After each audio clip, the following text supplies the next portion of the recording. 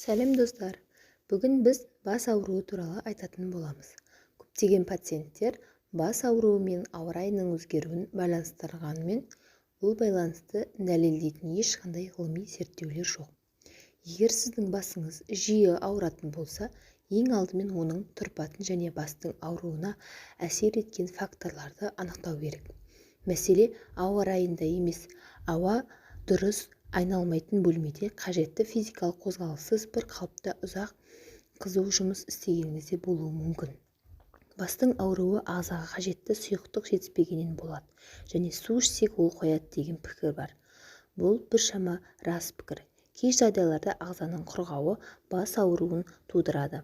Бас ауруы басталып келе жатқанда су ішіп жіберсеңіз, оның ауруы тоқтауы мүмкін. Бас ауруын басатын амалдар әлемдегі әрбір 5-ші адам бас ауруынан зардап шегеді екен. Олардың көбісі бас сақинасы ауруына шалдыққандар. Көп адам бас ауыра бастаса дереу дәрі ішеді. Бас ауруын басатын біртіндеп емдей отырып, біртіндеп жоқ ететін халық емінің мына тәсілін біле жүргендеріңіз жөн.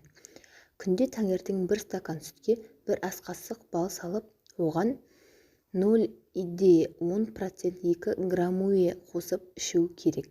Екінші қыша қағазын 15 минут желкеге қойса, бас ауруы дәрісіз-ақ басылады.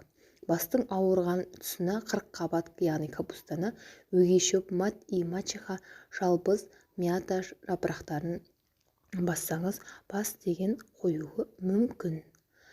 Және де тағы да бас қатты уайымдап ойланғаннан ауырса, жылы булау қабылдау қажет, яғни шомылу қажет.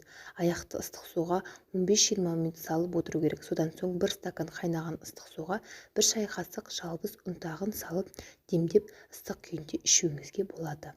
Ас тұзын матадан тігілген қалтаға салып, 2-3 минутқа мұздатқышқа қойыңыз. Сосын оның бастың төбесіне басып, жатып демалу керек. 10 минуттан соң осы тұзды көзді жұмып, сыртынан 10-15 минут бассаңыз, бастың ауруы тоқтауы мүмкін.